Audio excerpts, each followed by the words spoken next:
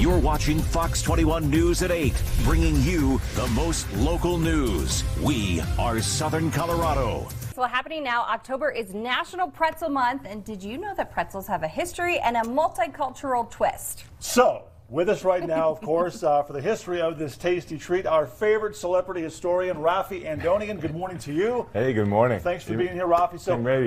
You're going to put your own twist now on this topic. I am going to put, and I even brought my great-grandmother's apron. Oh, There we go. Yeah. Very nice. So, how did pretzels first come about?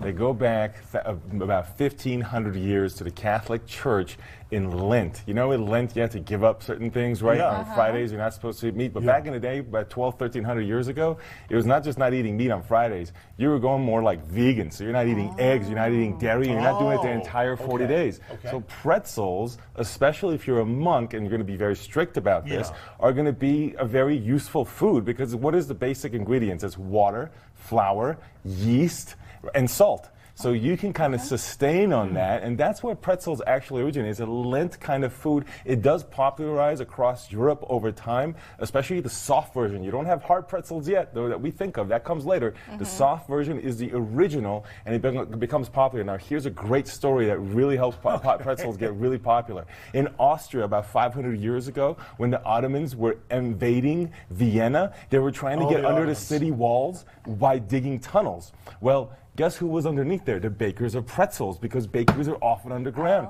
And they discovered that they were about to get invaded, and as a result of that, the Austrians were able to repel the Ottomans, and the Austrian emperor gave them a coat of arms specifically. There's a pretzel-making coat of arms in Austria because of that.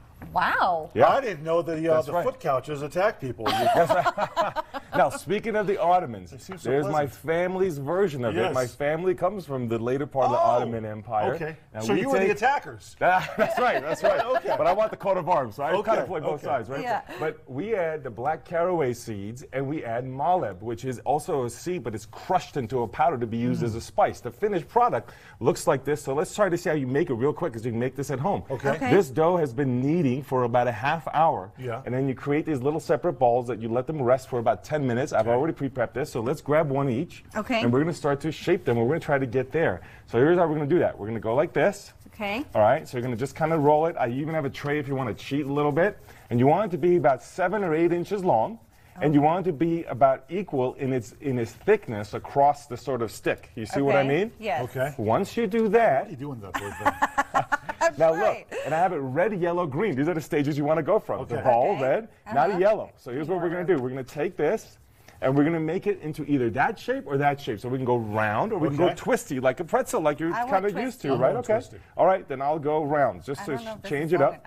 So that's good enough, yeah. Okay, so let's try to put them here in the yellow. Okay, here's mine, the round one. You're going for the twist. There you go. Mine's a little one. So we're on our way. That's right, he's a little guy.